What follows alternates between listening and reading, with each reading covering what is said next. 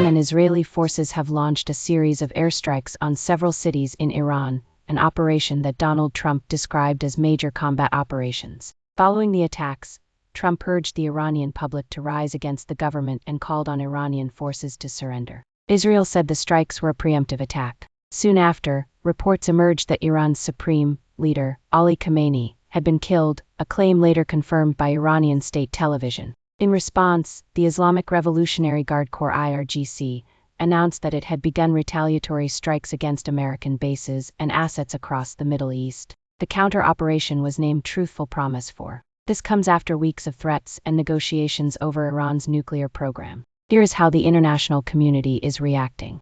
The conflict that so many have feared for decades, well, it's here. It's just exploded in the Middle East, and it's already pulling in major world powers. And things are escalating fast. So we're going to break down exactly how we got here, who the key players are, and maybe most importantly, what this all means for the rest of us. Okay, so let's mark the date, February 28th. That's the day the simmering pot of threats and, well, failed negotiations finally boiled over into all-out war. And the fallout? It was immediate, and believe me, it is already spreading across the entire globe. You really can't overstate how fast this all went down. It all kicked off with these huge, coordinated airstrikes by the US and Israel all across Iran. Then, just hours later, came the bombshell news. Iranian state television confirmed that the supreme leader, Ayatollah Ali Khamenei, was killed in those strikes. And by the very next day, Iran unleashed its response. A massive wave of missiles and drones they're calling Truthful Promise 4. Right away, you had both sides scrambling to claim the legal high ground. The US and Israel, they framed their attack as a preemptive strike, lawful self-defense under Article 51 of the UN Charter. They said it was absolutely necessary to stop an existential threat. But then you have Iran. They called it unprovoked aggression. And in this almost perfect mirror image, they also cited Article 51 to justify their own retaliation. It's wild, right? Both sides are using the exact same international law to say we're the ones in the right here. But let's be real, beyond all the legal arguments, a video address from the US president laid the real goal bare. The message to the Iranian people was incredibly direct. When we are finished, take over your government. It will be yours to take. I mean, you can't get much clearer than that. This wasn't just about taking out military targets. This was an open call for regime change. Okay, so now let's talk about Iran's retaliation. Because their response wasn't just pointed back at the US and Israel. No. It seems like it was specifically designed to widen the battlefield immediately, to drag in neighboring countries, many of whom were desperately trying to stay out of this whole thing. And when I say widespread, I mean it. Missiles and drones weren't just flying toward Israel. They were hitting nations all across the Gulf. We're talking Bahrain, Kuwait, Qatar, Saudi Arabia, the UAE, even Jordan. See, Iran was targeting countries that host American military bases, basically punishing its neighbors for their security deals and dragging them, like it or not, right into the middle of the war. And the reaction from the rest of the Arab world? It was swift and, pretty telling. The head of the Arab League came out with a strong condemnation, but here's the kicker. It wasn't aimed at the US or Israel. It was aimed squarely at Tehran. He called Iran's move a grave strategic error, basically accusing them of attacking their own neighbors who were trying their best to avoid this very war.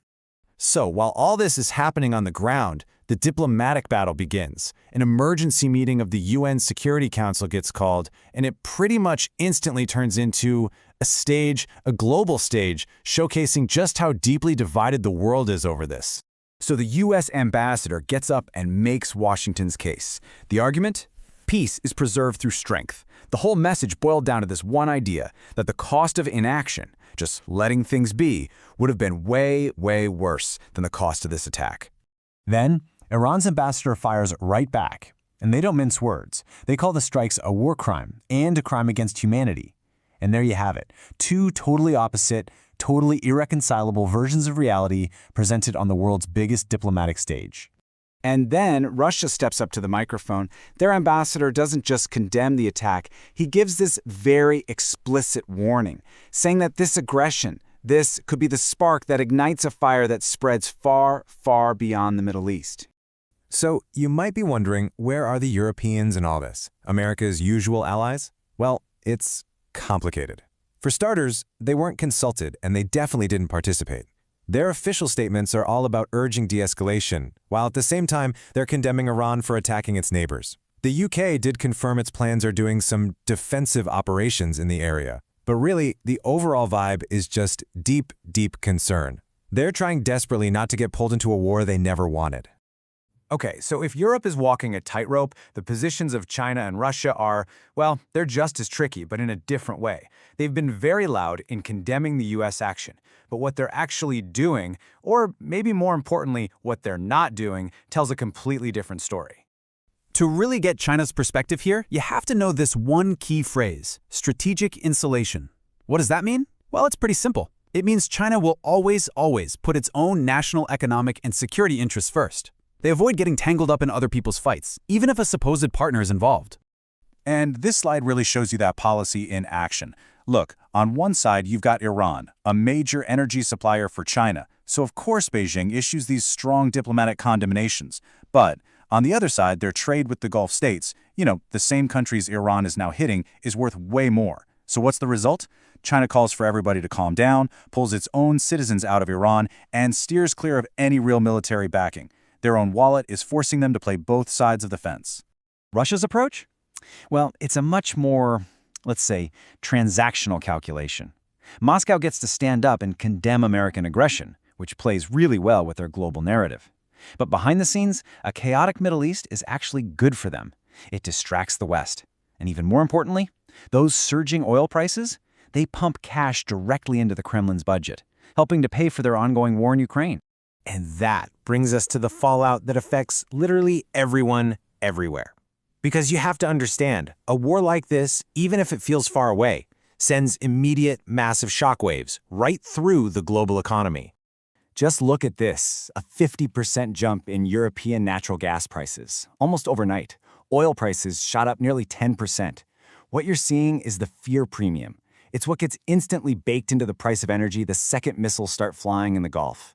It's basically traders betting on a much bigger conflict and huge disruptions to supply.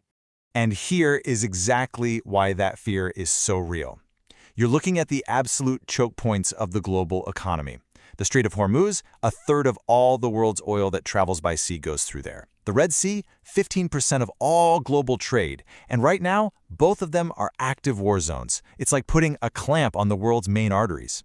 So here's the bottom line, the part that matters to all of us. This isn't just some far-off conflict on the news. It connects directly to your wallet. It means you're going to pay more at the pump. It means your heating bills are going to go up. It means rising inflation on basically everything you buy, because shipping costs are about to skyrocket. That is the real-world cost of this war. And that leaves us with the one terrifying question. The dominoes are already falling, and they're falling fast. The entire region is on a knife's edge. Global markets are in turmoil. And the biggest unknown right now is simply this. Is there anything diplomacy can do to pull the world back from the brink of an even wider, even more catastrophic war?